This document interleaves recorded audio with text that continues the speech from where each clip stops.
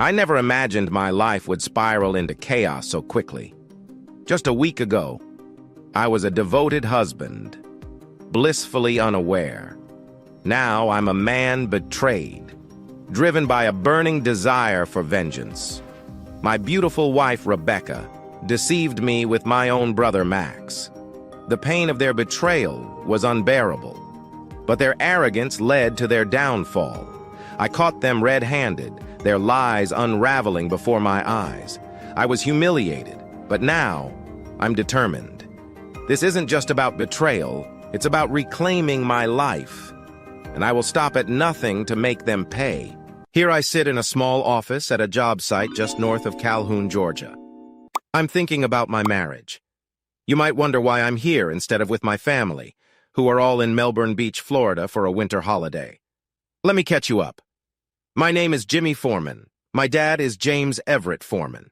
I've been married to my beautiful wife, Rebecca, for 7 years. We have 2 kids, James, who is 6, and Elizabeth, who is 4. I have an older brother named Max. He's a lawyer and my mom's favorite. If you saw us, you wouldn't believe we're related. Max is 6'4", which is 6 inches taller than me. He is also very fit with full, dark, wavy hair, unlike my short, sandy brown hair. Even our eyes are different. It almost seems like we have different dads. Growing up, Max was the star. He could do no wrong in my mom's eyes. I played baseball and football in high school too, and I was a good pitcher. Some scouts noticed me, but I wasn't tall enough for them. That's life, I guess. Mom always praised Max, often by putting me down. It hurt, but Dad tried to make up for it by spending more time with me. He was proud of both of us, but I got more of his attention. Maybe that's why I ended up working with him, and together, we made a lot of money. After Emery Fortson, the project leader, left the trailer, I took out a legal pad and a pen from my briefcase. I also set up my laptop and connected to the internet. I like writing things down on paper. It helps me think. I made a list of things I noticed since I came down from Atlanta on Wednesday. Most of it was about body language. But where there's smoke, there's fire. The worst part was when my son James said that Max had been at the resort before my parents got there.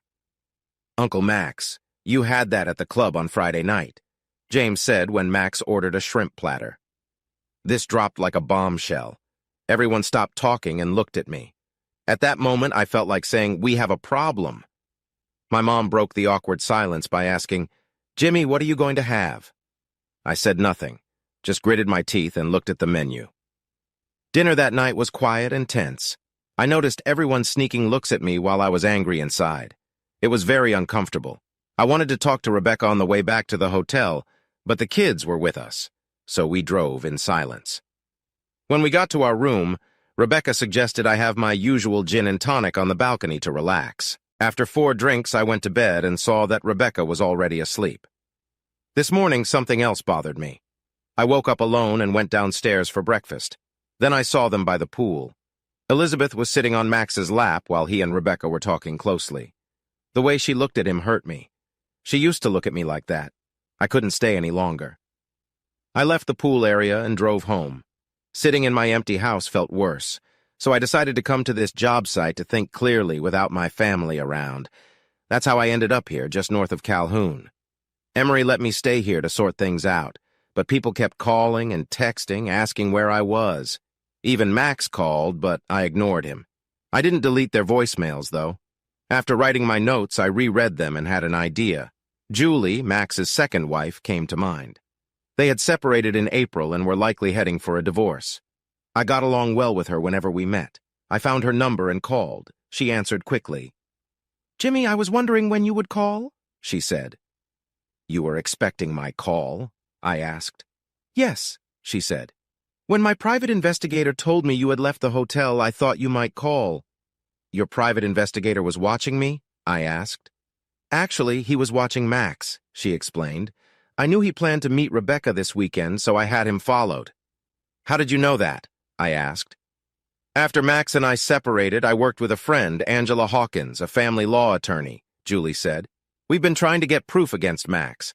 I think we'll get what we need this weekend." "Is that why you haven't divorced him yet?" I asked. "That's part of it," she answered. Max wanted to wait a full year after we split up before going for a complete divorce, she said. So you're saying Max and Rebecca are seeing each other? I asked. I think so, she replied. But I believe it goes deeper. I have a strong feeling they have been together since you married Rebecca, and there's something else. Something else? I asked, feeling a knot in my stomach. Yes, she continued. I think your mother not only knew about their relationship but supported and helped them. My mom? I asked, stunned. Yes, Jimmy, she said. I'm sorry to be the one to tell you this. You're a good person and you don't deserve this.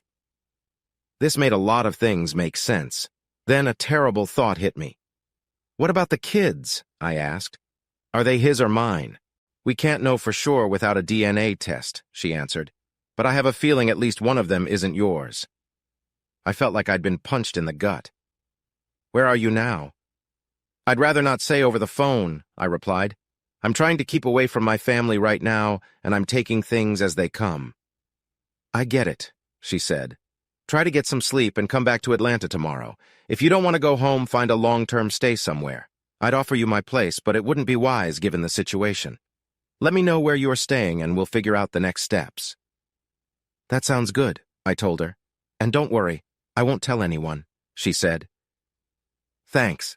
I really appreciate that, I said, and we ended the call. I sat there trying to absorb what Julie had told me. How had I missed this? Was I so blinded by love for Rebecca? Suddenly my phone buzzed. It was a message from her. Please, the message said. Where are you? We're all so worried. Away, I typed back. Away? Why? She responded. Is he there with you? I wrote, ignoring her question. Who? She asked. You know who, I replied. You mean Max? Yes, he's here. We're all worried about you, she texted. Yes, I've felt your worry since I got there, I messaged back. It's not what you think, she wrote. Please call me. We need to talk, she added. Yes, we do. Later, I replied. I love you, she wrote. I looked at her message but didn't reply. I didn't feel much love for Rebecca right now, not after what Julie had just told me. I placed the phone on the desk and stared out the window. Let her worry about my silence, I thought. The phone buzzed with more messages from Rebecca. Jimmy? Are you there? Please, Jimmy, talk to me. I ignored both and turned to my laptop. After a quick search, I booked a long-term stay at a hotel in Atlanta near my office. Yes, it cost a bit, but I could afford it. After that, I pulled up pictures of the kids. I looked at their faces for a long time and compared their features to Max's. The more I looked, the more I saw Max in their faces. Could it be that he's really their father? Feeling disgusted, hurt, and angry, I shut the laptop down and lay on the cot to try to sleep. Emery arrived early the next morning and we talked over coffee. After saying goodbye, I drove to Atlanta and checked into my room. It was nicely furnished, and the bed looked much more comfortable than the cot from the night before. After putting away my stuff, I took a shower, dressed, and called Julie to let her know I had arrived. I saw that Rebecca and my parents had called and texted me several times during the night. I'm glad you called, she said. I got some video from my private investigator this morning. You really stirred things up. Angela will meet us here to go over what we have. Sounds good, I said. Julie gave me her address and I left to meet her and her lawyer. When I got to her condo, she let me in and introduced me to Angela Hawkins, a nice-looking woman with long brown hair and kind eyes. Nice to meet you, Mr. Foreman, Angela said. Please call me Jimmy, I said. My father is Mr. Foreman. She laughed, and Julie brought us coffee, which I gladly accepted. Julie said she received some interesting video this morning. Oh? I asked. Yes, Julie replied. It's mostly talk, but it explains a lot. We have some confessions that will help us. Assuming you want a divorce? Well, let's see what you have, I said. Julie opened her laptop and played the video. The investigator got this video this morning, Julie said.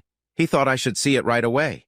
She started the video and I saw my parents, Rebecca and Max, sitting around a table. Elizabeth was in Max's lap and James was next to Rebecca eating breakfast. So, you heard from Jimmy last night? Mom asked. Yes, I did, Rebecca replied.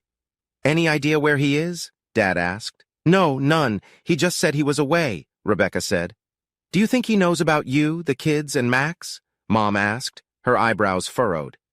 He seems very suspicious, Rebecca said. I don't know how much he actually knows.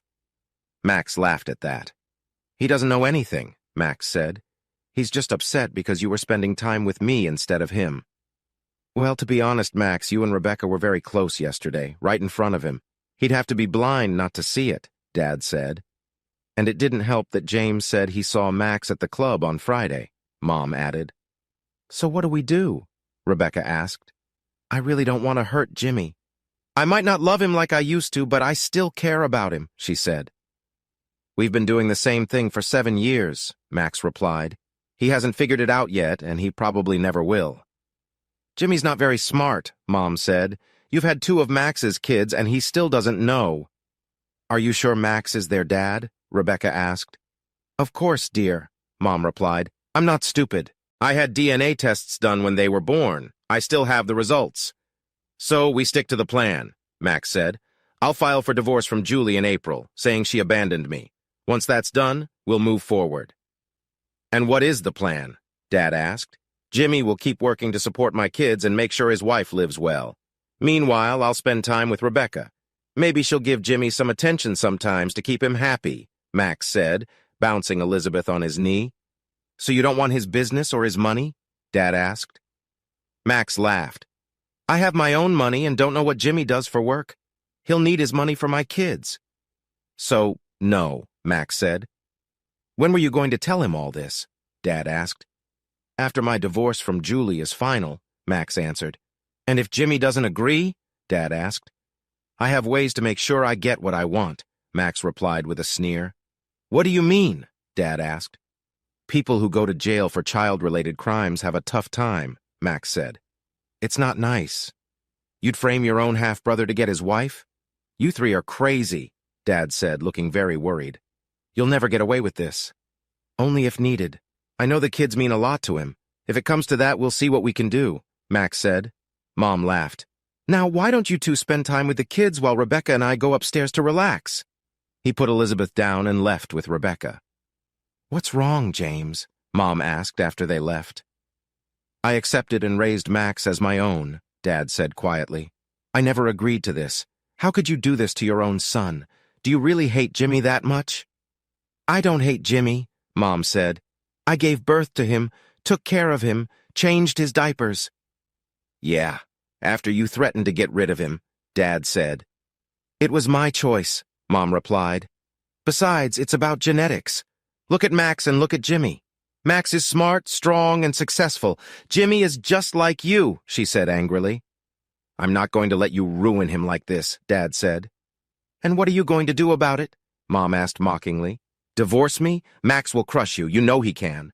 You would send Max after me? After I took care of him, sent him to college? Dad said. You're worse than I thought, Mary. I should have left you long ago. But you didn't, Mom said. So now you and Jimmy have to deal with it. Your heart isn't strong anymore. You could have a heart attack or stroke any time. Is that a threat? Dad asked, serious. No, just a warning, Mom said. Julie stopped the video and looked at me. I felt like I'd been punched in the stomach. Did I really know these people? Julie put a hand on my arm. I'm sorry, Jimmy, she said. I had no idea it was this bad. I nodded and looked at Angela. I want a divorce, I said. Angela nodded. I'll start right away, she said. I'll assume you want most of the assets. I'll need your financial information. Don't do anything rash. From what I saw, they're committing fraud. Adultery is still a crime in this state. We have enough for a complaint. What about the children? If they're right, the kids aren't mine, I said. We'll ask the judge for a DNA test, Angela said. If Max is the father, we'll handle that. Okay, I said. Can you get your private investigator to put cameras and microphones in my house? It's a holiday weekend. If someone is available, it'll cost extra, Angela said. That's fine. I'll pay, I said. She made a call and told me someone would come, but I had to pay a premium. That's fine, I said. I need to grab some things for you anyway. I'll bring them to your office in the morning. Is that okay? Yes, Angela said. I'll cover the cost for the PI, I told Julie. Thank you, Julie said. I saved for months to hire him. It wasn't easy. I understand, I said. We talked strategy and finances for a bit longer. Since Julie helped uncover this, I decided to pay her back for the money she spent. Given everything, I felt I owed her that much. I offered to help with her divorce costs, but she said she'd have Max cover that. We wrapped up our talk and I went to the house. When I got there, a pickup was parked in front. I guessed it was the investigator. I let him in and handed over the folders with our financial details. Then I packed more of my clothes and personal stuff into my vehicle. I also took my computer and loaded as much as I could. The investigator showed me how to access the system that stored the video in a secure online spot. When he was done, I paid him and gave him an extra $100 for his effort. It was a holiday weekend, after all. He smiled, took the money, and we shook hands. On my way out, I took off my wedding ring and left it on the kitchen counter. Meanwhile, Rebecca and others kept calling and texting, but I ignored them. To me, it felt like I no longer had a family. When I got back to the hotel, I ate a quick lunch and went to my room. My phone rang while I was going over the financials. It was my father. I decided to answer. "Hello," I said in a flat voice. "Jimmy, is that you?" my father asked. "Yes. What do you want?" I responded. "Where are you? The whole family is worried sick about you," he said. I snorted at that. "Family, huh?" I asked. "I didn't know I had one of those." "That's not fair, Jimmy," he said. "I've always supported you." That was true. As far as I knew, he had always taken my side, at least when I was around. "I guess that's true. At least when I was with you," I said. "So where are you?" he asked. "Away," I said. "I found out some things I need to deal with. You taught me to stand up for myself, so that's what I'm doing." "What things?" he asked. "I think you know exactly what things," I said. "Maybe you didn't agree with them, but you knew. Tell me something." "What?" he asked. "That woman you married. What did she do to you?" I asked. "It's a long story," he finally said. "She cheated on you, didn't she?" I asked. "Had a child with someone else and made you raise him?" "That was a long time ago," he said. "How did you know?" "I figured it out," I said. "It took a while, but I finally did after what I saw and heard these last few days. I always wondered why Max and I were so different, and I wondered why Mom treated me like dirt. Now it all makes sense." "Jimmy, please, it's not like that," Dad said. "Bullshit, Dad," I said. "Don't lie to me. Not after all these years." "All right, son," he said. "I won't. But I need to tell your mother something. What should I say?" "Your wife cheated on you and almost did the same to me. You can tell her that as far as I'm concerned, my mother is dead to me," I said. "Same with my so-called brother and soon-to-be ex-wife." I heard him gasp. "I can't tell them that." "All hell will break loose, you know that, right?" Dad asked. "So what?" I said. "They tried to destroy me first. I was just too trusting to see it at first. They started this." "What about your kids?" Dad asked. "This will be hardest on them." "I don't have kids, remember? Your 3 buddies saw to that," I said. "Let Rebecca and your wife explain that Uncle Max is really their father. Besides, it looks like they prefer Max anyway." "What are you going to do?" Dad asked. "Whatever it takes to protect myself," I said. "I know this is tough, Jimmy, but please don't let this change you," Dad said. "Too late for that, Dad," I said. "I know where I stand in this so-called family now, and I won't sit still for it. Goodbye, Dad. I'll talk to you later." With that, I hung up and went back to what I was doing. Not long after, my phone buzzed again. This time it was Mary, Dad's wife. I reluctantly answered. "Hello?" I said. "Jimmy, this is your mother," she said. "I'm sorry, my mother is dead," I told her in a flat voice. Silence for a few seconds, then a sniffle. "Jimmy, that's not funny," she said. "I am your mother and I want to speak with you." "That's Mr. Foreman to you," I said. "You gave birth to me, but you're not my mother. She's dead to me. What do you want, Mrs. Foreman?" "So it's Mr. and Mrs. Foreman now, is it?" she asked, her voice getting sharper. "All right, Mr. Foreman. I was going to apologize for how things went this weekend. I had hoped we could have a nice time, but you ruined it by leaving. We were worried about you." "Yeah, right," I thought, chuckling. "Yes, something did happen, Mrs. Foreman," I said. "I saw the truth. I saw that most of the people I grew up with are liars and backstabbers, and I suspect something about my wife that I can't live with. So I decided to get myself out of the bad spot you all put me in to figure things out." "And what have you figured out?" she asked, her voice sneering. "That's none of your business, Mrs. Foreman," I said. Now, if you'll excuse me, I have things to do. Wait, she said. Jimmy, Mr. Foreman, I know you're upset, and I don't blame you. If I saw and heard what you did, I would be upset too. Just know that we all love you.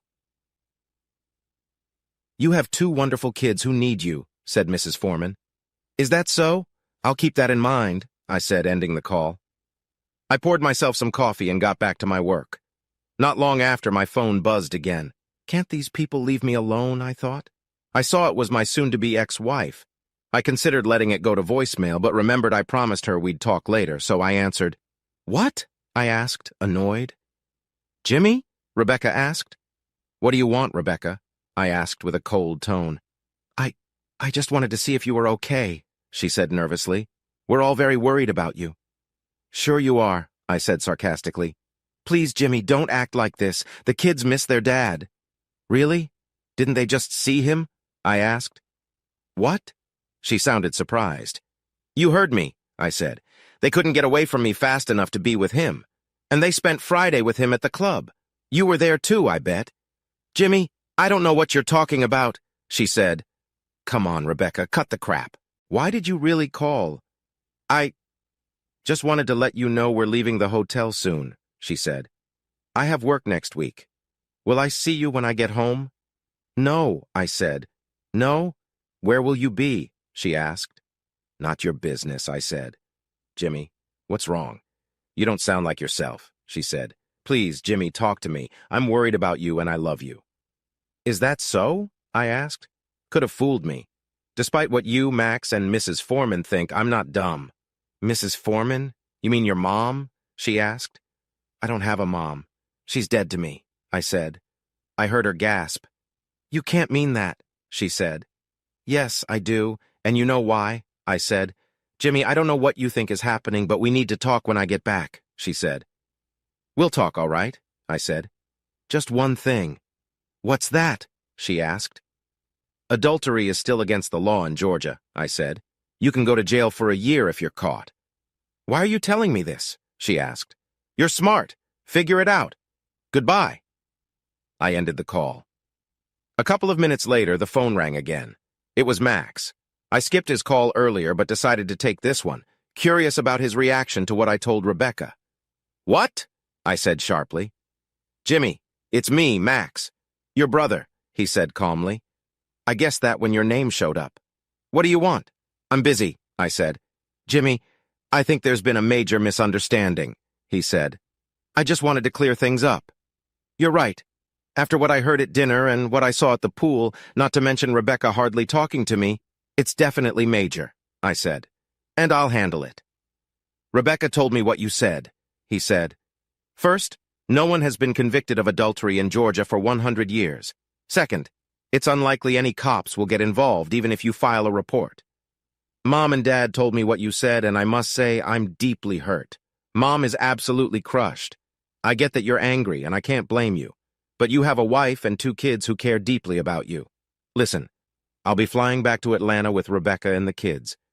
When we get to your house, why don't you and I go somewhere, grab a drink, and talk like brothers? It's been a long time since we did that. Maybe we can clear the air. What do you say? I knew I had to control my feelings. The last thing I needed was to act too quickly. If Max or someone like him messed with my computer, that could be bad. I needed them to think I was just mad, nothing more. I took a deep breath. We will talk, Max, I said slowly, but it will be on my terms. All right, Jimmy, he said. If that's what you want, I'll always be here for you. That's what I want, I said. For now, leave me alone. No more calls, no more texts. I'll contact you when I'm ready. No more calls or texts. Got it, Max said. Want to talk to Mom, Dad, or Rebecca? No, I said. I've said all I need to. All right, Jimmy, he said. We'll talk later. I ended the call and put the phone down. I tried to calm my breathing and my pounding heart. Was Max taunting me? He hadn't denied anything. After I calmed down, I decided to grab a quick bite to eat, then lay down for a few hours of sleep. I knew it would take about an hour for their flight to reach Atlanta, plus about 2 hours for security and another hour to drive home from the airport. So I figured I had roughly 4 hours. I wanted to keep an eye on the security system when Max and Rebecca got to the house. When I woke up, I checked the time. They should be arriving soon, so I brought up my laptop and logged into the system. There was no activity, so I figured they probably stopped for gas and food on the way. The next day, I made some coffee, used the restroom, and then sat back down. About 30 minutes later, I saw my front door open. Rebecca and Max came in, each carrying a sleeping child. They looked around the dark room, then turned on the lights. "His car's not here," Rebecca said. "I don't know if he's been here." "Let's put the kids to bed and then we can check," Max told her. I watched as they took the children to their rooms. They came back down and Rebecca went into the kitchen. "How about I make us some coffee?" she asked. "Sounds good," Max replied, sitting on the couch. Rebecca went to the kitchen and switched on the light. That's when she saw my ring sitting alone on the counter. She gasped and picked it up. "He's been here," she said, holding the ring. Max walked over to her. "This doesn't change anything," he said. "He's just upset." "How much do you think he knows?" she asked, worried. "He doesn't know anything. Trust me," Max said. "I'm not sure," Rebecca said, carefully setting the ring down. She still looked shaken, despite Max's confidence. "He seemed to know a lot when we talked." "He was just trying to make you admit something," Max said. "He's been clueless for 7 years, and he still is." "But you've never seen him work before," Rebecca said. "I'm afraid you and your mother may have underestimated him." "Look, we've been tricking him for 7 years," Max said. "He hasn't figured it out, and he won't if we're careful." "I know we've been very careful, but his dad was right. We were pretty obvious this weekend," she said. "Trust me, honey. We could be right in front of him, and he wouldn't figure it out," Max said. "Why do you and your mother dislike him so much?" Rebecca asked. "It's not about disliking him," Max said. "He's what you would call a beta male. It means he exists to serve others." "Like you?" Rebecca asked. "Something like that," Max said, shrugging. "Come on, let's look around, see if anything's missing." I watched, changing camera views as they went from room to room, checking what I had taken or left. I thought maybe I should have paid the tech more. They didn't notice any of the cameras as they searched the house. They met back in the front room. "Well?" Max asked. "His computer is gone and some files are missing from his desk," Rebecca said. "A lot of his clothes and toiletries are missing too." "What files?" Max asked, showing some concern. "No idea. Jimmy handles all the paperwork. It's probably work stuff," she said. "Was there a note? Did he break anything?" "No, and no, he didn't break anything," she told him. "Do you think we should call the police?" "No, they won't do anything unless he's been gone a few days. And even then, they might not," Max said. "Look, it's late. Let's go to bed and start fresh in the morning." "You just want to sleep in Jimmy's bed," Rebecca said with a smile. "Of course, especially if you're in it," Max said. "It wouldn't be the first time we've done it there with the kids down the hall." "I guess you're right." They laughed and walked up the stairs holding hands. I switched the camera to the master bedroom. As I watched, they undressed and got under the covers like they had done it 1,000 times. I couldn't take any more and shut my laptop. At that moment, any love I had left for Rebecca was gone. I hated her. I hated the man she was with. I hated his mother. And a bit, I hated my dad for not dealing with this sooner. I closed my eyes tight and groaned as tears rolled down my face. Hearing your spouse is cheating is one thing, but seeing it is another. At least I wasn't there in person to see it. I couldn't have handled that. Part of me wanted to hurt them both, slowly, for what they did. I knew if I had been there, I'd be in jail or the hospital right now. At least I wasn't going crazy. I knew more than they thought, and I was planning revenge. I promised myself they would pay. Then I thought of the children. What should I do about them? I didn't want custody. They were Max's kids and his responsibility. I had loved them since they were born, but now they were a reminder of my family's betrayal, and I didn't think I could look at them the same way again. I went downstairs and had a gin and tonic at the bar. I had one more and decided to go to bed. I'd had enough drama for one day and was mentally and physically worn out. The next morning, I got up, did my routine, showered, and ate breakfast. I checked the video from my house and saw the 2 cheaters had left for the day after getting the kids ready and off to daycare. One thing stood out, though. Both kids asked their mom where I was, and James had another question. "Mom, why were you and Uncle Max in Dad's bed?" he asked. Oh, sweetie, Uncle Max was tired from the long trip yesterday, so he stayed overnight, Rebecca said.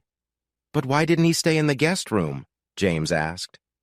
We were talking about some things, Rebecca said. Are you and Dad getting divorced? James asked. His sad voice broke my heart. Rebecca's eyes widened as she looked at him. Of course not, honey, she said. I copied the video to my thumb drive, called my office to say I'd be late, and left. My first stop was Angela's office. When I got there, her receptionist took me to Angela's room. I saw Julie next to Angela's desk and nodded. Good morning, Jimmy, she said. How are you? I'm hanging in there. I wish I was used to it by now, but I'm not. The hits keep coming, I said. I've got the video and my finances, I told Angela, handing her the thumb drive and a printed spreadsheet. If you need more, let me know. Thanks, she said. This looks good, she added, looking at the spreadsheet and the form. I'll check the video and call you if anything comes up. Thanks, I said, then left. At the office, I told Sheila, my PA, to stop any personal calls. Is everything okay? She asked. Not really, but I'll handle it, I replied. I tried to focus on my work, but it was hard. I got a call from Angela around 2:30 p.m. How are you, Jimmy? She asked. It's tough, but I'm dealing with it, I said. Thanks for asking. You're welcome, she said. Can you come to my office around 4:30 this afternoon? Sure, I said. What's up? I'll explain when you get here, she said. Julie met me when I got to Angela's office. She had a big grin on her face. What's going on? I asked. You'll see, Jimmy, she said. We went into Angela's office and Julie shut the door. Thanks for coming by on short notice, Angela said. No problem, I said. What do you have for me? First, I talked briefly with the district attorney, Angela said. He's very interested in possible conspiracy and fraud charges against Max, Rebecca, and your mother. He wants to check if the video gives enough reason to start the case. The DA thinks the video can be used since they were in public and didn't hide anything, so it's allowed in court. Also, he sees Max as a future political rival. Your mom's family has tried for political positions before. Judges, DAs, attorneys general, even governor and senator runs. Angela shrugged. If this helps us and hurts them, it's good for us. That's good, I said.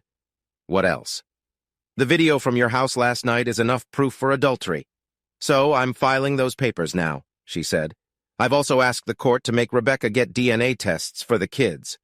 Why? I asked. They've admitted Max is the biological father, and my mom already says she has the DNA results. Have you seen those results yourself? Angela asked. No, I haven't, I told her. Exactly, Angela said. Those tests are from 4 to 6 years ago. There's been a lot of advances in science since then. That's why I want to get those test results and compare them to ours. Why go through all this trouble? I asked. Look at this, Angela said, turning her laptop to me. Yeah, I've seen this, I said, looking at the image of Rebecca with Max. No, look here, Angela said, pointing to the side of the video. I looked and saw the doorway she pointed to, but there was something else, a small, shadowy figure. I looked at Angela, confused. I visited a video specialist I work with, Angela said. He made the picture clearer. Look. She showed me an image and I could clearly see who was standing in the doorway. It was little James, his eyes wide as he watched his mother with Max. Oh my God, I said. No wonder James asked Rebecca if she was getting a divorce. Can we call someone? Child Protective Services, maybe? I doubt they would act based just on this, Angela said. However, a judge won't like it. Have you thought about asking for custody? No, I haven't, I told her. I figured they're Max's kids. I don't want to raise another man's child. But if they turn out to be yours? Angela asked. You think that's possible? I said. I've seen stranger things happen, Angela said, and I want to be ready for anything. Max is arrogant and sneaky. I want him in a trap. The video of him talking about planting evidence on you would be embarrassing, but not enough to get him disbarred. He could say he was joking or angry. Strong DNA proof will be a big weapon against him. Let's see what the DNA test results say first, I told her.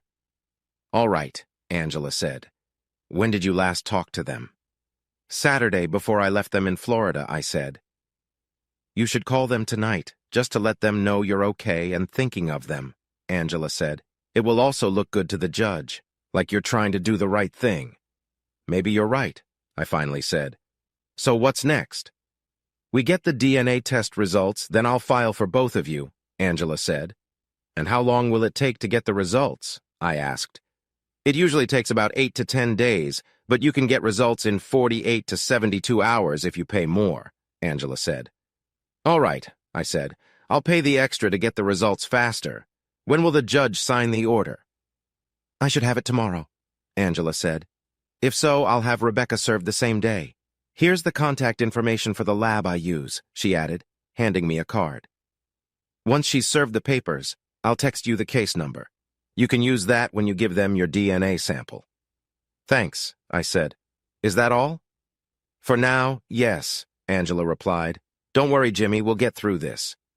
We said goodbye, and I went to eat and rest. This whole situation was wearing me out, and I just wanted it to be over. When I got to my room, I turned on the house's surveillance system to see what was happening. Rebecca had just come home and was taking care of the kids. I realized I missed the kids, so I decided to call home like Angela suggested. Foreman residence, Rebecca answered. She didn't see my number on the phone's screen. Hello, Rebecca, I said. Jimmy? Where are you? When are you coming home? She asked, sounding worried. I just called to speak to the kids, I told her. But when are you coming home? She asked again. I don't know, I replied. Now, can I speak to the kids or not? Of course, she said. Hold on. I heard her call James and Elizabeth, telling them I was on the phone. James picked up first. Dad? Where are you? He asked. I'm taking care of some things, I said. Are you all right? Yeah, James said. I just wish you were home. Me too, I said. I really meant it. I wished I could be their real dad, reading them bedtime stories. Answer me one thing, yes or no. Does your Uncle Max stay over when I'm gone? Yeah, he said right away. The whole night? I asked. Uh-huh, James replied. Has this been happening for a while? I asked. Yeah, James said sadly. Thank you for being honest with me, James, I said. You're welcome. So when are you coming home? He asked. I don't know. As soon as I can, I said, trying not to cry. The situation was hurting two innocent kids. I love you, he said with childlike honesty. I felt tears welling up in my eyes. Despite everything, I loved these kids and would miss them terribly. I love you too, I finally said. He passed the phone to Elizabeth and we talked. She mostly babbled about her dolls. After we said, I love you, she handed the phone back to Rebecca. When are you coming home, Jimmy? She asked. I don't know, I said. I'm not sure I really have a home anymore. That's nonsense, Jimmy, and you know it. I need you home. The kids need you too, she said. What's gotten into you? It's not what's gotten into me, I replied. It's who's gotten into you. What? She asked, acting shocked. What makes you think I've been with someone else? Please, don't insult my intelligence, I told her. I've had enough of all of you. You didn't even tell me you were out with Max and my parents at Indian River Club that Friday. You lied to me. You made it seem like they were just coming Saturday. You think I didn't see how you and the kids acted around Max? How would you feel if the person you loved did that right in front of you? So that's it, she said. You think because I was polite to Max, I'm having an affair? Polite? Are you kidding me? You almost threw yourself at him in front of me. The whole time you didn't give me even a kiss. You made sure we were never alone. Do you know how much it hurt to see the woman I loved do that? Wait, you said loved, as in past tense, she said. Don't you love me anymore? I wondered when she would catch on to that. What do you think? I asked. How would you feel in my place? Jimmy Foreman, you need to come home right now, she said after a pause. We'll figure this out when you get here. And if I don't? Then I might find comfort in your brother's arms, she said angrily. I stared at the monitor, her words echoing in my ears. Part of me was glad I was recording this. The other part wanted to bury her neck deep in an anthill. I saw her expression change as she realized what she had just said and tried to take it back. I'm sorry, Jimmy, that just slipped out.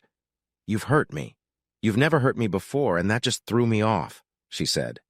I let some emotion show and replied before I could think it through. Rebecca, when was the last time we were close? She looked blank, clearly not expecting that question. Then she looked worried, almost panicked. If the ache in my heart hadn't turned so sharp, her changing expression would have been funny. Jimmy, where did that come from? We were close, really, last week, don't you remember? I saw her looking desperately at the calendar. She couldn't even remember the last pity time she tried to keep me happy. I had to end this call before I lost control and said something I shouldn't about the evidence I had. Really, Jimmy, you need to come home and be my husband. Do what you feel you have to do, I said. Just know this. I am not your servant anymore, and I will not be your fool.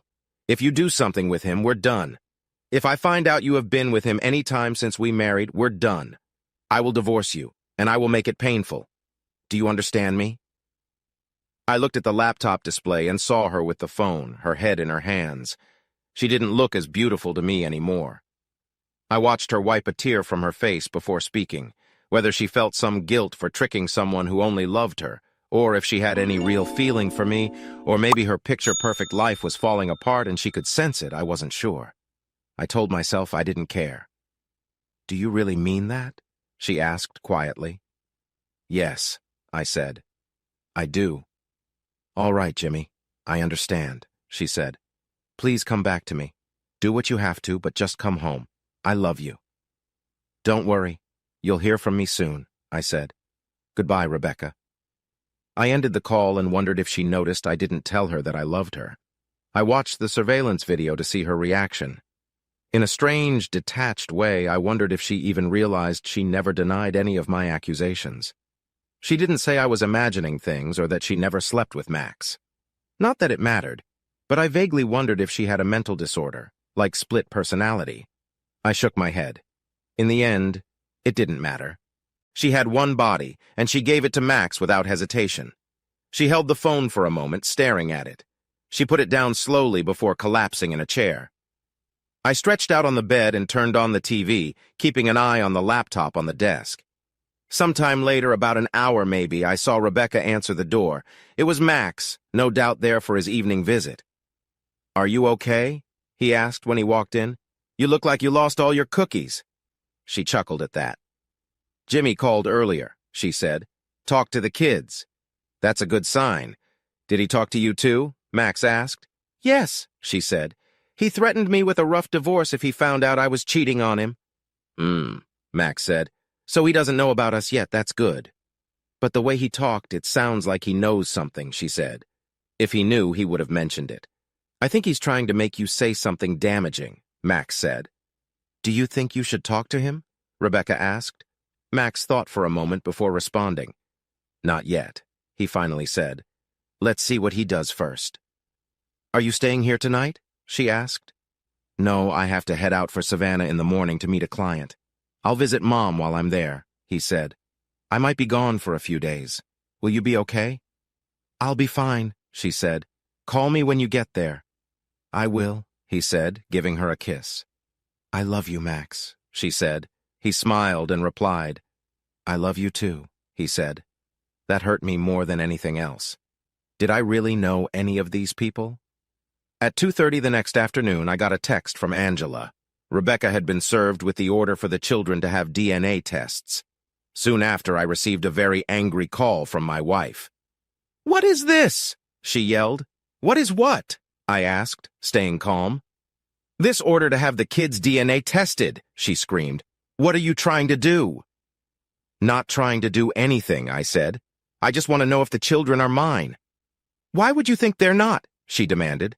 "I have reasons to believe they may not be. After seeing your behavior by the pool, I looked closely at pictures of me, the kids, and Max. I wanted her to think I only had suspicions. I have good reasons to believe they might not be mine. I want to know the truth, for my own peace of mind," I said. "My name may be on their birth certificates, but honestly your words don't mean much to me lately," I said. "Now if you'll excuse me, I have work to do." I ended the call. She called right back, but I ignored it. I left work early and went to the testing center to give a sample of my DNA. From there, I got something to eat and went back to the hotel. When I got there, I turned on the video surveillance of the house to see what was happening. I checked all the cameras but didn't see Rebecca or the children. I had just turned on the TV when my phone rang. It was my mother. I thought about letting it go to voicemail, but I decided to answer. "Hello," I said. "Jimmy, this is your mother," she said. "What do you mean by having Rebecca take the children for DNA tests? What are you trying to do?" "First off, I told you my mother is dead, Mrs. Foreman. Second, I made it clear to Max that I would call you, not the other way around. And third, what I do is none of your business," I said. "Stop that Mrs. Foreman nonsense, Jimmy," she snapped angrily. "I am your mother, and you will not use that tone with me." "Or what?" I taunted, hoping to get her to admit something incriminating for my recorder. "You'll ground me? Give me a break." "All right, Jimmy, Mr. Foreman, if you prefer," she said. "What's this about a DNA test?" "A man has a right to know if the children he's been raising are his," I said. "But those are your children," she insisted. "I have reasons to think otherwise," I said. "Why do you say that?" she asked. "I think you know full well," I said. I heard her sigh over the phone. "Jimmy, I don't know what's gotten into you these last few days, but you need to get your head out of the sand and face reality," Mary said. "And what reality is that?" I asked. "I want you to stop the order," Mary said. "Then we'll talk." "That's not how it works, Mrs. Foreman," I said. "Do you have something to confess?" "No, Jimmy, sorry. Mr. Foreman," she replied. "You've been upsetting a lot of people with your attitude recently. If what I suspect is true, there will be more people upset before this is over," I said. "Now, if you don't mind, I have a lot to do. Goodbye." I ended the call. She tried calling back, but I ignored it.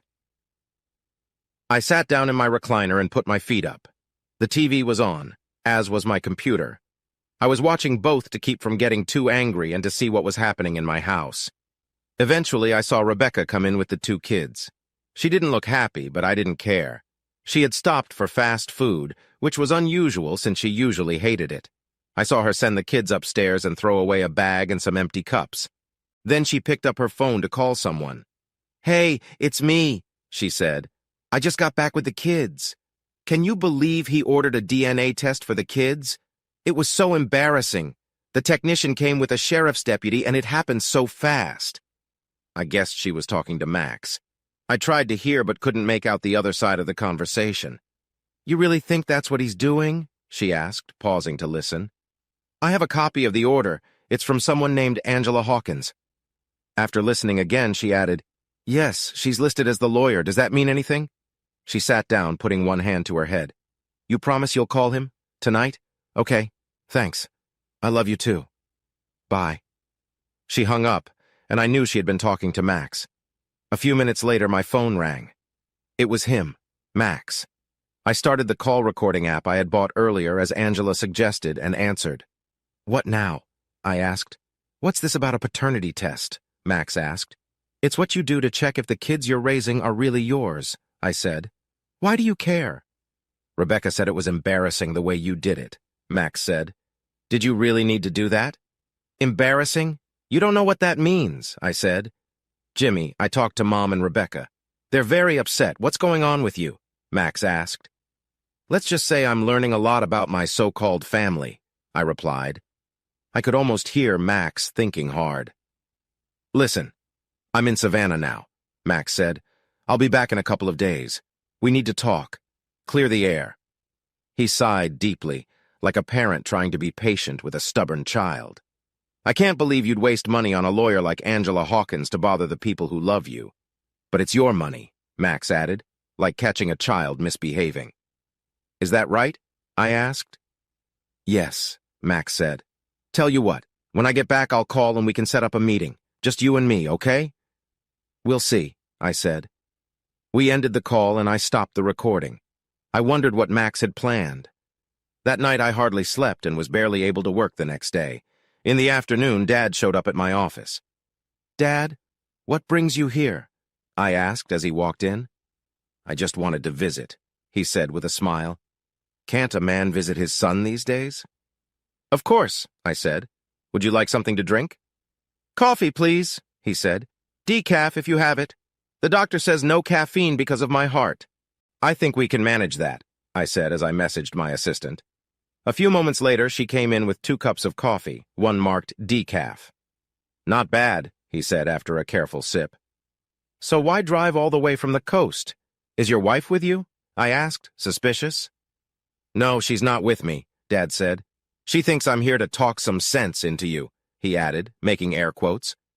But I'm here to clear the air. Completely, he said. Then he looked down. I'm also here to ask for your forgiveness, and to warn you. So she didn't come with you? I asked. No, he said. I told her you wouldn't talk if she was around. I nodded. Right, I said. So I was right about her cheating on you, wasn't I? Yes, he said. It was a long time ago before we got married. She didn't even hide it. Said she could do what she wanted until we were married. And it's been like that ever since? Yes, pretty much, he said. After we got married, we only had intimacy when she wanted to, and she was careful to use protection. But then she got pregnant. I found out while she was on her way to the abortion clinic. You were my child. I knew it. Though she had her flings, it was clear you were mine. I begged her not to abort you. She told me I had no say, married or not, it was her body. So I made a deal with her. Max would get everything he wanted or she wanted for him. No arguments from me, just sign the checks, show up, and play whatever role you needed to. I had to raise you. She focused on Max, and I tried to keep you away from them. If I had nothing else, at least I had you. Though her family barely tolerated both of us. They made sure only Max was in their wills. To them, you were practically invisible, even though you had just as much family blood as Max, maybe even more. You think you saved my life by being her scapegoat and checkbook? I asked, trying to understand. Something like that, he replied softly. So why did you stay with her? I asked. He looked embarrassed but determined. She came from a rich and well-known family, he said. Back then I had connections and money and expected to gain more.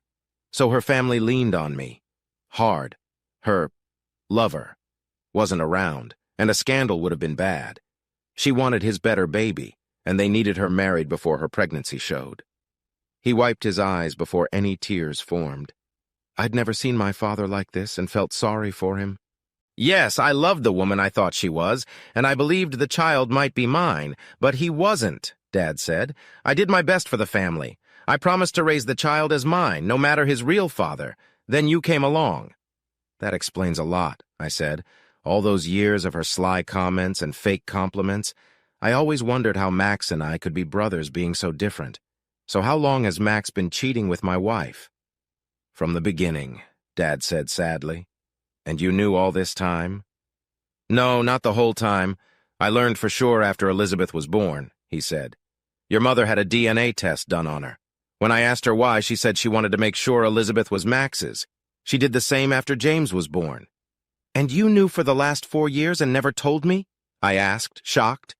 I had no choice, he said. I'm really sorry, son. Did they threaten you? I asked. He looked down and nodded, shame on his face. Yes, he whispered. Mary, Max, her family, his real father, all of them. Shortly after I found out about my heart problems, I think the stress was too much for me. I'm so sorry, son. Can you forgive me? Yeah, I think so, I said, but I don't get it. You and your wife always seemed so happy. Yes, Mary can act really well in public, Dad said bitterly. It's completely different behind closed doors, but you already know a bit about that. You said you wanted to warn me about something, I said. I overheard Mary and Max talking last night, Dad said. Max is planning to pressure you just like his family did to me. Why? I asked. From what I heard, Max stands to gain money from his real father if he has a child. It seems the men in his family have trouble with that, Dad said. Who is his real father? I asked. Jackson Blumenthal, Dad said. You mean the state Supreme Court justice? I asked, shocked. Yep, Dad said. At the time, he was a powerful lawyer from a powerful family, just like Mary's family, full of lawyers, judges, and politicians. He married a woman for her money and name, but they couldn't have kids. A divorce would have caused too much drama, scandal, and anger. So he and Mary met. He was a handsome, powerful man and an arrogant jerk. Mary was beautiful and ready to have a well-bred child. Blumenthal's wife is sickly now. I don't know if she knew about the affair, and I'm vulnerable. I suspect the widow and widower will get together soon, and Max will become the heir, especially if your kids have Max's and Jackson's blood." "What are you saying?" I asked. "I'm guessing once Elizabeth goes to college, they'll push you to give Rebecca a quiet, easy divorce. Rebecca and Max would marry quietly, live in another state, and Max would adopt the kids." He looked at me, eyes wet. "Or, if you don't agree with their plan, I think the widow will be comforted by her ex-husband's brother and things will go their way. Sorry, Jimmy." "Like father, like son," Dad chuckled. "So when will Max pressure me?" I asked. "In the next couple of days," Dad said. I knew Max wanted to meet me after coming back from Savannah. I had an idea. "Would you testify about all this in court?" I asked. "What are you planning?" Dad asked. "I can't explain now," I said, "but I plan to bring them down hard if I can." Dad thought for a few moments before answering. "Okay, son," he said. "I'll help however I can. Oh, and before I forget." He pulled an envelope from his jacket and handed it to me. "What's this?" I asked. "I got a copy of the DNA test results from a safe deposit box. These are certified true copies. I don't know what it all means. It's mostly just dashes, numbers, and scientific words." "Maybe your lawyer can make sense of it," he said. "Thanks," I replied. "I'll let Angela have a look. How long are you in town for?" "Not long. I'm driving back this afternoon. I have a few meetings but wanted to see you and get this off my chest. Are we good?" he asked. I looked him in the eye, just like he taught me. I saw a man looking for his son's forgiveness. He had always been there for me, even risked his own safety. It was an easy decision. "We're good, Dad," I said. We stood up and hugged. "Thank you," he said, his voice full of emotion. "I love you, son," he said, a tear rolling down his cheek. It had been years since I heard him say that. I had a strange feeling but said nothing. "I love you too, Dad," I replied. An hour after he left, my phone buzzed. It was Max. I decided to answer. "Hello?" I said. "Jimmy, this is Max," he said. "Yes, I know, your name came up. What do you need?" "I'll be back in town tomorrow afternoon. Maybe we can have dinner," he suggested. "All right," I said. "How about Luigi's at 6:30 p.m.? Luigi's was a nice Italian restaurant. It was a bit pricey, but the food and service were great. "Luigi's, huh? Okay, I'll meet you there at 6:30 p.m. See you then," he said. "Yeah," I said, ending the call. I then called Angela's office and set an appointment. I also told her about meeting Max. When I got there, I handed her the envelope Dad had given me, and she introduced me to Detective Sam Gibbons. "Jimmy, Detective Gibbons contacted me after I spoke with the district attorney. He has an idea he wants to discuss," Angela said. "What's that?" I asked. "I'd like to know if you'd wear a wire during your meeting with Max," the detective said.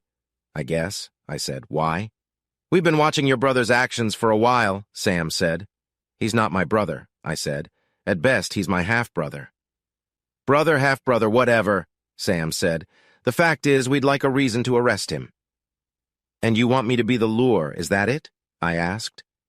"Something like that," Sam said. "He doesn't think very highly of you, which means he might slip up. If that happens, we'll arrest him."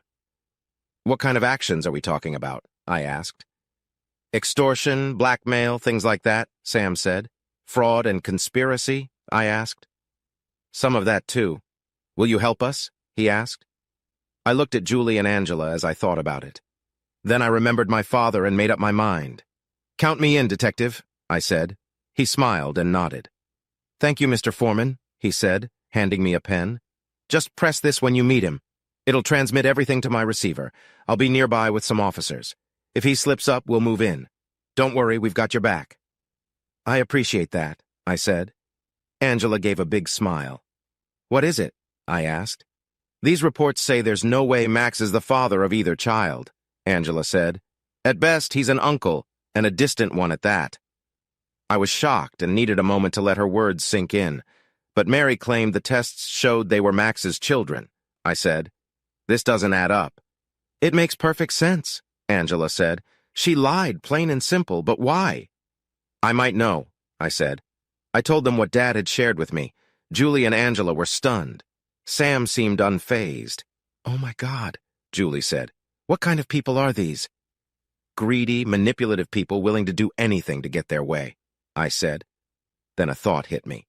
Max was married before, and yet he never fathered any children. With you or his first wife? It was a sore spot between us, Julie said. We both wanted kids, but it never happened. Interesting, I said. Maybe Max can't father children. That's possible, Angela said. So you're set for tomorrow night? Yes, I said. It's time to end this act. We talked a bit more and then said our goodbyes. I had dinner at the hotel and went to my room. After a shower, I turned on my laptop to check the home security system. There wasn't much to see, just Rebecca looking after the children. I switched between the laptop and the TV. My phone buzzed around 9:30 p.m. It was Mary, my former stepmother. I wondered what she wanted, so I answered the call. Hello, I said. Jimmy, it's your... Mrs. Foreman, she said. Her voice cracked and it sounded like she had been crying. What do you want now? I asked. Jimmy, your father is dead, she cried. They say he lost control of the car in Macon and ended up in the Ocmulgee River. I felt like I had been punched in the gut. Not only had I lost my wife to a man pretending to be my brother, but now my father was dead. A man who risked everything for me. When did this happen? I asked. A couple of hours ago, she said. I just heard from the state police. I'm sorry, Jimmy, I know how close you were to him. Thank you, I said, stunned by the news. Jimmy, Mr. Foreman, she said hesitantly. I know you don't think much of me right now, but I want you to know I really did love your father. Yeah, right, I thought. I loved him completely. Have you told Rebecca? I asked. I was going to call her next, Jimmy, she said. I'm so sorry for everything. Yeah, I said. Thanks for calling. Goodbye. I ended the call as tears streamed down my face. The man who gave up everything for me was now dead. Then it hit me. He knew this was coming. I couldn't explain it, but it was the only thing that made sense. I fell onto the bed, crying. Then I heard Rebecca speaking to someone in the video. I gathered myself enough to watch. Hello? Rebecca said, answering the phone. What? When did this happen? Are you sure? Oh my God, have you told Jimmy? How did he react? Should I call him? She paused, processing the news. Was it shock, surprise, fear, guilt? Maybe a mix of all of these. Okay, I'll take care of the kids. Max will be here tomorrow? Okay, that sounds good. Bye, she said and ended the call. She looked upset, but not too much. It seemed like she expected this, just not so soon. I watched her dial another number. I sort of expected my phone to ring. It didn't. And I soon realized why. Hey, she said. It's me. I just heard. I'm so sorry. She listened to what Max was saying. Her face showed shock and horror. Did you have anything to do with this? Oh my God, we're in so much trouble. Are you still meeting with Jimmy tomorrow? You are? Good. Are you sure they can't trace anything back to us? I hope you're right. All right, sweetie. I'll see you tomorrow. Love you. She ended the call and sat on the couch. Then she picked up the phone and dialed another number. My phone buzzed seconds later and I saw her name on the display. Hello, I said. Jimmy, it's me, Rebecca, she said, her voice shaky with emotion. What do you want? I asked, a bit annoyed. I just heard about your father, she said. I'm sorry. I didn't say anything as I tried to gather my thoughts. You did hear about your father, didn't you? Yes, his widow called me, I said. Can't you set aside your hatred for 1 minute? She's your mother and she just lost her husband, Rebecca said. I suspect she'll get over it pretty quick, I said. Have you told the kids yet? Not yet, she said. I'm not sure how they'll take it or if they'll even understand. I wish you were here to help. I'm sure you do, I said in a flat tone. Jimmy? No, Rebecca. I've seen and learned too much. Thank you for calling. I'll talk to you later, I said. I heard her calling my name as I ended the call, but I was too hurt to keep talking. I went to the bar, poured myself a drink, then went to bed. The next day, I got a surprise visit at work from Sam and another man who I guessed was a detective. I was right. Mr. Foreman, this is Detective Simmons, homicide, Sam said. I introduced myself and shook the detective's hand. Homicide? I asked. Yes, he said. I asked them to sit down. First off, I want to say I'm sorry for the loss of your father. Thank you, Detective, I said, but I suspect you have more to add. Yes, Mr. Foreman, I do, he said. I got a strange message this morning. It was delivered to me by hand. I knew Detective Gibbons was working with you and asked if we could chat. Do you think there's something suspicious? I asked. I'm not ruling it out, Simmons said. What can you tell me about the relationship between your brother, Max Foreman, and your father? Well, for starters, Max isn't my brother, I said. I recently found out he's my half-brother. His father, according to my dad, is Jackson Blumenthal. The state Supreme Court justice? Simmons asked. Yes, I said. Interesting, he said. What else can you tell me? I told him the short version of what my father had revealed to me and added what I had found out myself. He listened closely, taking notes. When I finished, he looked at Sam. They seemed to communicate without speaking. I could tell there was more to this than I knew. Finally, he looked at me. And you're meeting Max tonight at Luigi's, right? Simmons asked. That's right, I said. At 6:30. I may see you there, Mr. Foreman, he said.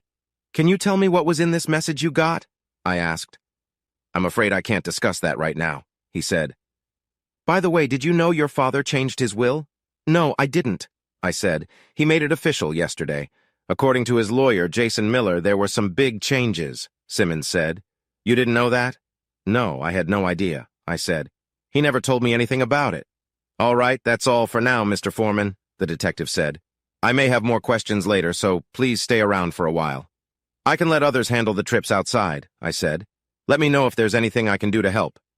Thank you, Mr. Foreman, Simmons said. We'll be in touch. They got up and left. I walked them to the door and closed it after they were gone. I couldn't help but wonder if Max had played a part in Dad's accident. I turned to my desk and saw something new, a tiny USB drive. It was on the edge of the desk where Simmons had sat. I didn't remember seeing him put it there. I picked it up and plugged it into my laptop. After my antivirus confirmed it was clean, I opened the single Word document on it. I double-clicked the file and saw what looked like an IP address, a username, and a password. I typed the IP address into my web browser, and a login screen popped up. I entered the username and password and got a screen full of pictures with dates and times. The most recent one was from yesterday morning. I double-clicked it and my video app opened. I saw Max sitting in my parents' living room with Mary. When did he leave? Max asked. He left early this morning, Mary replied. Any idea what he planned to do? Max asked. I know he was going to see Jimmy, Mary said. I think he's also planning to see Jason about something. He got a call from Jason's office yesterday.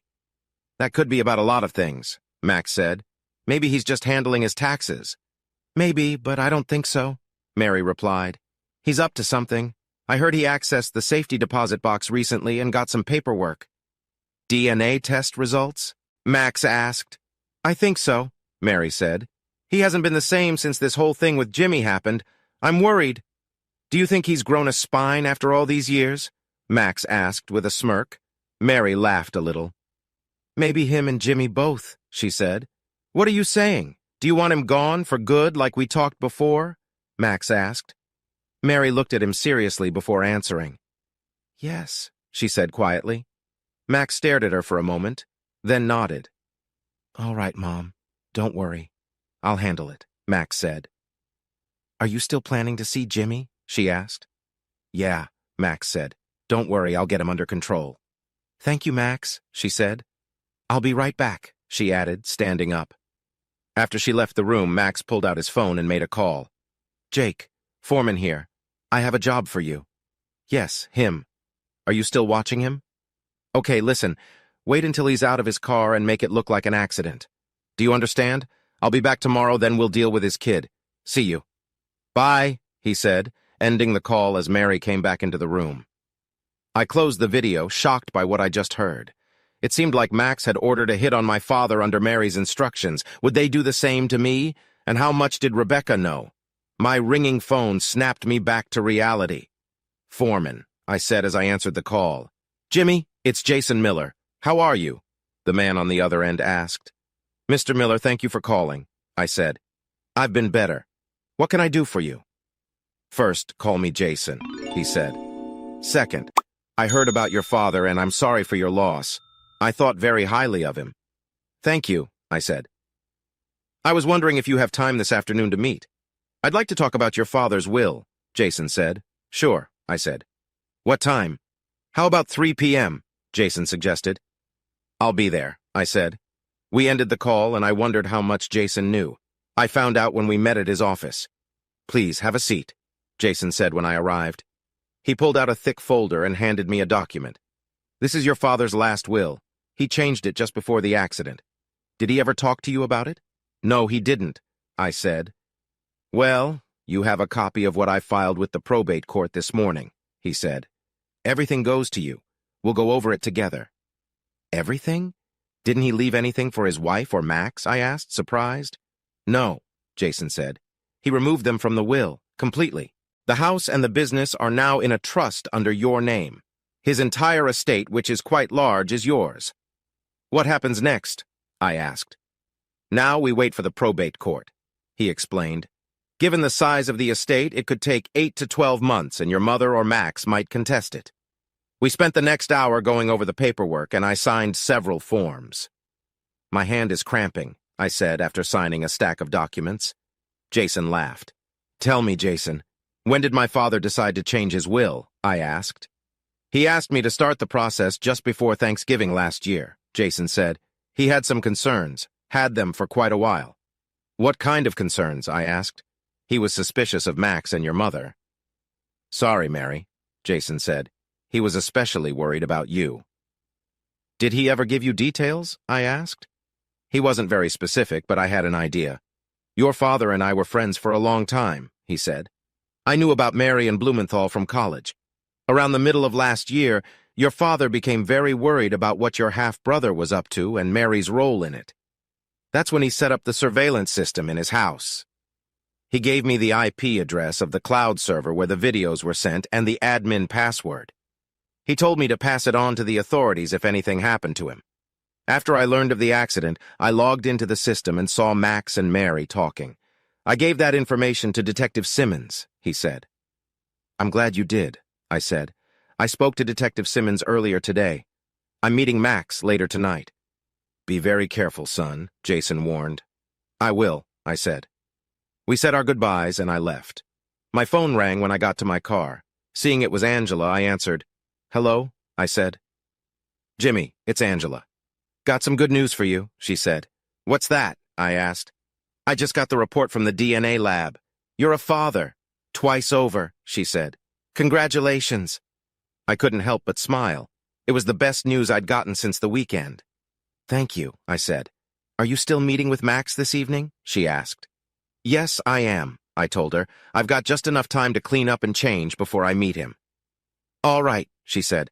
"I'll see you then. I'll be with Detective Gibbons. Another detective will also be there, so I'll be in good company." We said our goodbyes, and I went back to the hotel. I got to Luigi's about 15 minutes before Max. They seated me in a booth in the back corner, just as I asked when I made the reservation. I saw Sam, Detective Simmons, and Angela sitting at a table not too far away. They saw me at the same time, but pretended not to know me as we had planned. I pressed the button on the pen, as Sam showed me, and put it in my pocket. I was looking at the menu when I saw Max and two big men come into the restaurant.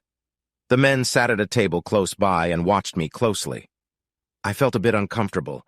Max came to my table and offered his hand, which I did not take. He understood and sat down. "Hello, Jimmy," he said with a sneer.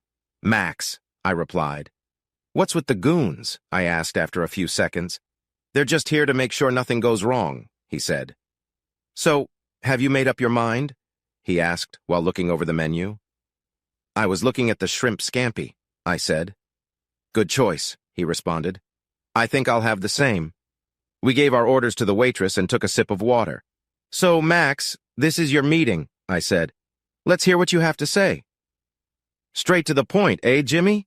Max asked. "All right, if that's how you want it. First, I want to say I'm sorry about your father. I know you two were close." "Thank you," I said. "Anyway, you were right. About everything. I'm involved with your wife. In fact, I've been seeing her since before you got married. Remember the Christmas party when you said she was out of your league?" "Yes, I remember," I said. "I asked if you'd ever talked to her or asked her out. You said no because you thought she wouldn't be interested. Well, I made my move, in more ways than one. You see, Jimmy, I did talk to her, and I did ask her out. We met up. Then she fell in love with you and got married. But we never stopped seeing each other. We met whenever we could, mostly while you and your father were busy with your business. Rebecca loved you and didn't want to hurt you, so we were very careful. Mom knew about it and she approved. We stopped for a while when she got pregnant. When little James was born, Mom had a DNA test done, told me James was definitely my son. A couple of years later, she got pregnant again with Elizabeth. Same thing. Did you ever see these test results for yourself? I asked. No need, Max said. Mom said they proved I was the father, and I could see it in the kids' eyes. They're mine, all right. So you have your children, I said. Why continue the affair? Well, that's easy, Max said. Truth is, I enjoy being with Rebecca. She's the best I've ever been with, I'm sure you know that. And there's also another benefit. What's that? I asked, gritting my teeth to stop myself from punching him in the face. Just then, the waitress brought our food and put the plates in front of us. The service here is quite good, Max said. Yes, I agreed. After the waitress left, I continued. So, what's this other benefit you mentioned? Making you the fool, he said with a sneer. That's half the fun of it. You have no idea how many times I've been with your wife in your bed. We've even talked about having you join us, just to watch, of course. No, you just take what isn't yours, I said. Why not find your own woman? That's easy, he said. Some men are born to lead. Like me, others are born to follow. Like you, which brings me to the reason for this meeting. What's that? I asked. To lay down the ground rules, he said. With your father gone, it's just you against the three of us, Rebecca, Mom, and me. Your father won't be there to protect you anymore. I am the head of this family now. So from now on, you answer to me. I will have access to Rebecca whenever I choose. You will sleep in a guest bedroom and you will provide for the children Rebecca and I have. You will feed them, clothe them, take care of them, pay for their education and medical bills. All the things a father normally provides, but they will be my children. You will do as we say without question, no matter how much you dislike it. Moreover, you will not file for divorce, nor will you seek someone new outside your marriage. If you step out of line, we will take action. Rebecca has been looking into ways to ensure this. Now that's something I'd love to see, he said, laughing. I'm glad you're amused, I said. And what if I decide not to go along with this plan of yours? That's where it gets interesting, Jimmy, old boy, he said. You've already seen my friends. As you might guess, they aren't very smart, but they have a lot of muscle. Big muscles, and they love to fight. That sounds like a threat, I said. Just pointing it out, Jimmy, Max replied. They're also good at dealing with little problems like your father. I looked at him, shocked. I hoped Detective Simmons heard his sneaky confession. I decided to push him more. So you had my father killed? I asked. Let's just say I made sure certain things happened. I'm good at that. He pulled a USB drive from his pocket. These little things can hold a lot. Do you know what happens to people like child abusers in prison, Jimmy? It's not pretty. I don't need to have you killed, Jimmy, although I could. I can ruin your life with what's on this device, he sneered. So let me get this straight, I said. You, Rebecca, and your mother want to make me your slave. You expect me to raise your kids as mine, support them without any help from you. You want to control my life and make me live in a marriage with no love, turning me into your servant. And if I don't follow your rules, you'll either have me killed or frame me for crimes I didn't commit. Do I have it right? Why, Jimmy, you're smarter than Mother said you were, Max said. I think you've got the idea. And when does this start? I asked. It can start any time. Tonight, in fact. We can go to your house and celebrate your new life, Max said. I don't think so, Mr. Foreman, Detective Simmons said as he, Sam, Angela, and 2 uniformed officers came to our table. Max looked shocked. His 2 muscle men tried to get up, but 4 more officers stopped them. What's going on? Max demanded. Stand up, Mr. Foreman, turn around and put your hands behind your head, Detective Simmons said. You're under arrest for attempted extortion, conspiracy, fraud, and the murder of Mr. James Foreman. I'm sure there will be more charges. Simmons nodded at the other officers. Book him, he said. Wait, Angela said, stepping forward. She held a manila envelope and put it in Max's coat pocket. Mr. Maxwell Foreman, you've been served, she said, smiling. Take him away, Simmons said. Along with his friends, he added, nodding to the two muscle men. The officers handcuffed Max and read him his rights. By the way, Max, I said. He turned to look at me, his face red. The kids are mine, both of them. Your mother lied about the tests she took, and I have DNA proof that shows I'm their dad. You might want to check your swimmers. You son of a bitch, Max growled. I'll get out of jail, and when I do, I'll kill you. That sounds like a threat. I suppose we can add another charge, Sam said. Do you want him charged, Mr. Foreman? Yes, I said. Take him away, Simmons said. They led Max and his muscle men out of the restaurant, hands cuffed behind their backs. Thank you, Detective, I said, handing him the pen. He took it and shook my hand. No, thank you, Mr. Foreman, he said. I know that wasn't easy for you. What will happen to him? I asked. If the DA gets his way, Max will end up on death row, Simmons said. He's been wanting to catch Blumenthal for a while.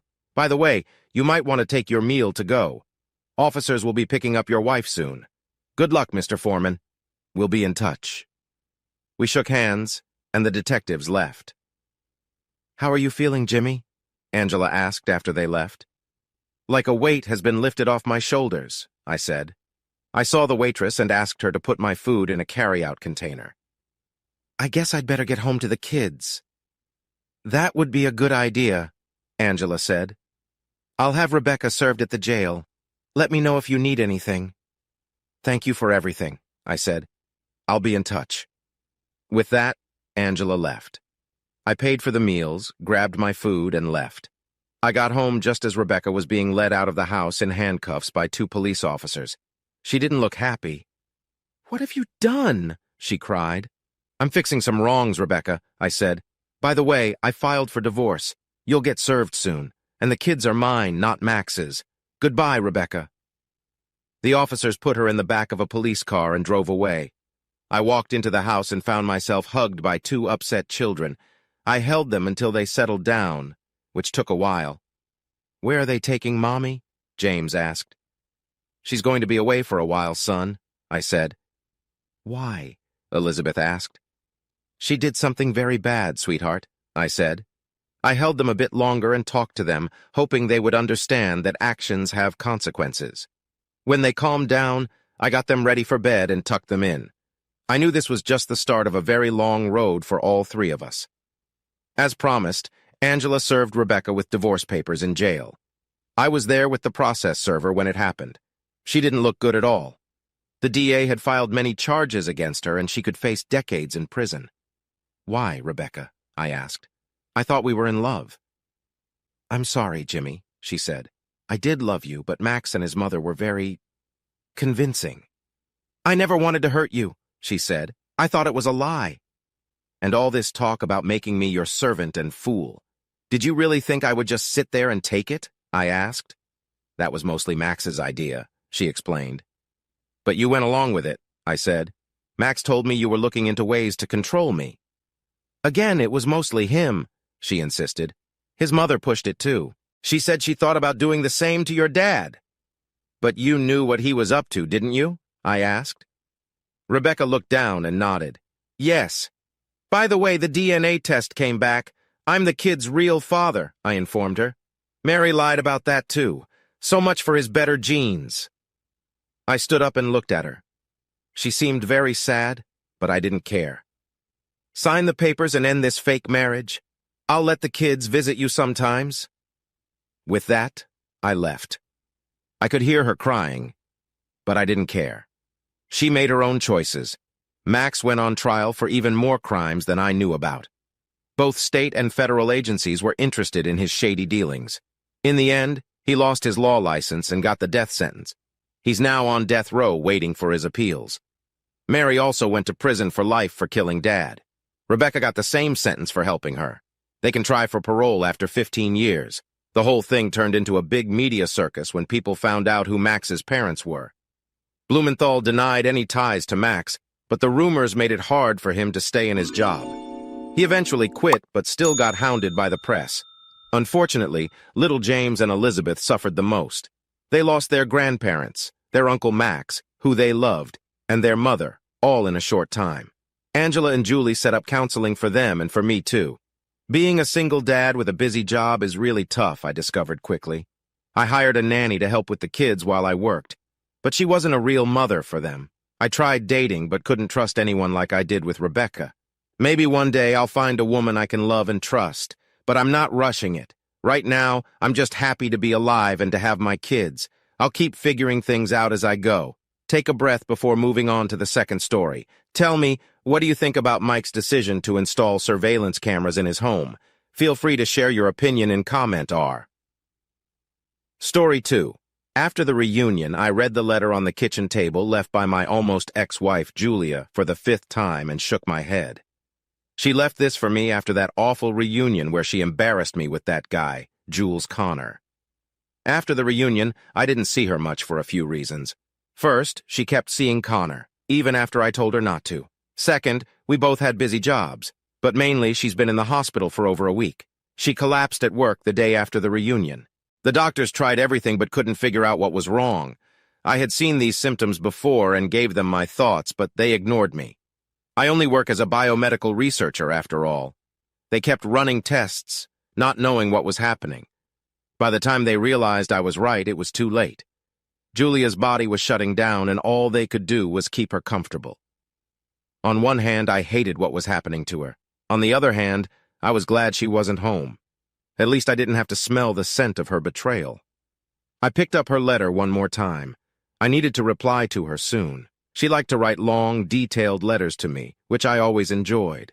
Her neat, pretty handwriting was always a joy to read, and her letters always excited me. But this letter, not so much. She misunderstood so many things that night. That didn't surprise me, considering how it all went down. I poured another cup of coffee, sat down with pen and paper, and began writing. Julia, I got your letter and read it. I must say I'm very disappointed in you for many reasons. I was proud to call you my wife. You were beautiful, with an amazing body. Yes, you were a bit wild that night, but I was fine with it. I loved looking at you, admiring your curves, and I liked it when others knew you were mine. Best of all, I was the man who would take you home, undress you, and be with you. I'll never forget what we had for 5 wonderful years, 2 of those as husband and wife. During that time, you were loving, supportive, and faithful. You were my reason for living. I felt I had a right to be proud. A wonderful wife, a good home, a great job, and respect from my peers. I had it all, and I wanted to show it off a bit. You are right that Jules Connor was the biggest bully I ever knew and that he tormented me since the 4th grade. That's why I started learning martial arts in my last year of high school. I kept doing it even when I was a medic in the Army. Actually, I could have easily beaten Jules, but he had a few friends with him, some of whom were local police officers, who made sure I didn't. If he had tried to hit me, things might have turned out differently, and we wouldn't be in this mess. I saw how you reacted to his teasing, and how you flirted back. I also noticed how your face turned red when he made moves on you. Watching the 2 of you dance, I knew something was wrong. Before you left with him, I tried to talk you out of it. You said in your letter that I never said anything, but that's not true, and you know it. Maybe you chose to ignore me. I warned you that you would regret leaving with him for the rest of your life. You sneered at me and said it was your body and you would do what you wanted. Yes, you chose him over me that night. And to quote an old movie, you chose poorly. I think you realize that now. I wondered what made you act like you did that night. I'd never seen you behave like that before. Maybe Jules came up with some kind of control ray to use on you. Before we left, I took a couple of the glasses you drank from. If you remember, those were drinks Jules and his friends brought to you. I had the glasses tested and found out they were full of various drugs. Ecstasy and other stuff. That's right, Jules and his friends drugged you that night. I think he did it again the next time you met. But the real damage was done the first time he hurt you. Let me explain. Jules and I were in the same Army unit after high school. He tried to bully me there too and took a swing at me once, which he regretted. After I hit his head on the sidewalk a couple of times, he mostly left me alone, but we never got along. Our unit went on a mission to help an island nation after a hurricane. As a medic, I was busy treating the injured while Jules' unit delivered supplies around the island. One day, Jules came to the clinic complaining about pain when he peed. It was clear he had a sexually transmitted disease.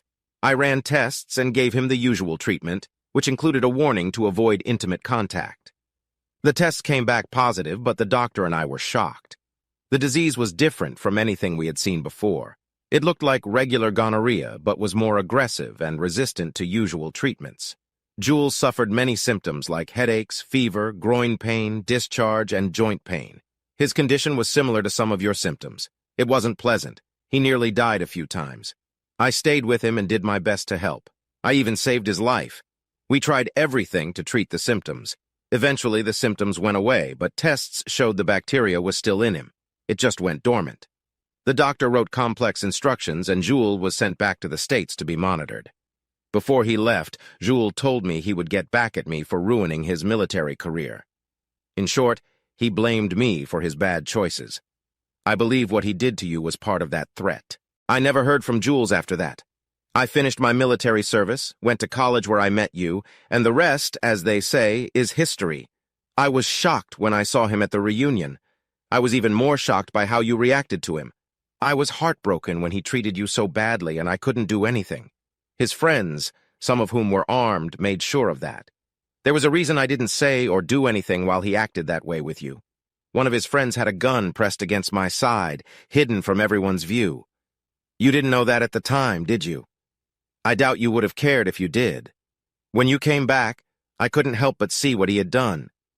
It was clear on you. You probably didn't realize it that night, but the first time he hurt you, he changed everything. Your body just didn't know it yet. You said you loved me, but your actions that night showed otherwise. Did you notice that I never touched you after that? Did you see that I always wore gloves when you were around? Did you wonder about that? Do you remember I urged you to see a doctor right after? Do you remember I told you to get tested when you started feeling sick? Do you remember how you dismissed it, saying it was just a minor infection that would pass? But it didn't pass, did it? In fact, your symptoms got worse every day.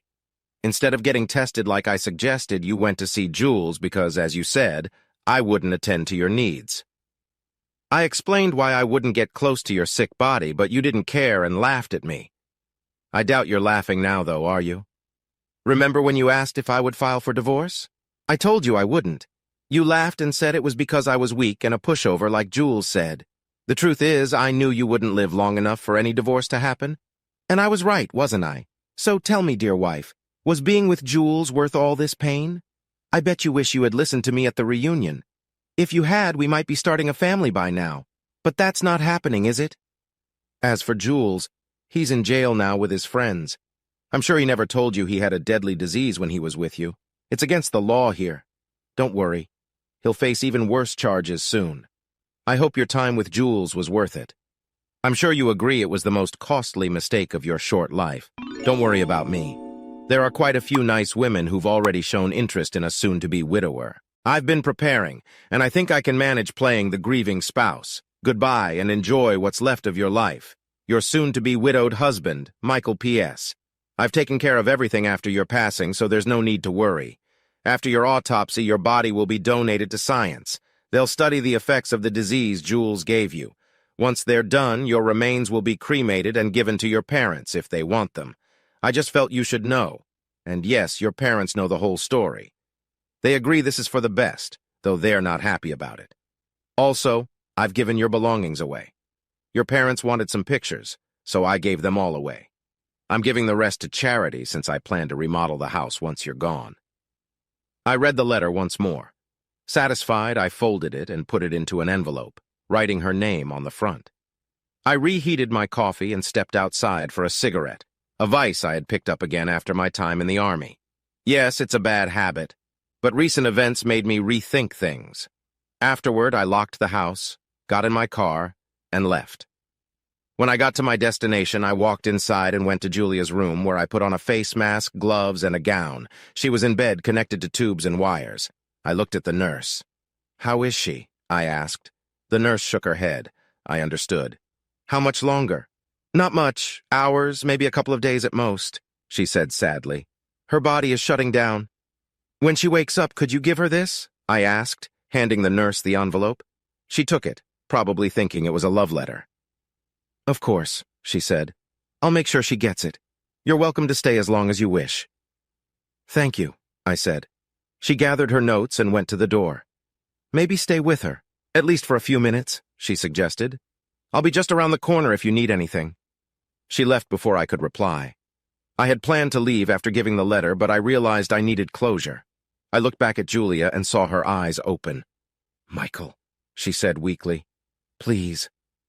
I held up my hand to quiet her and gave her the letter. She took it with her thin hand and opened the envelope. I was struck by how much weight she had lost in such a short time. She pulled out the letter and read it, tears streaming down her face. Her hands shook as she read, my words hitting her hard. Good. Her betrayal at my reunion had brought out the worst in me. Usually I would have comforted her. Not this time. I stayed 6 feet away from her bed. "I'm so sorry," she whispered. "Please forgive me, Michael. I'm begging you."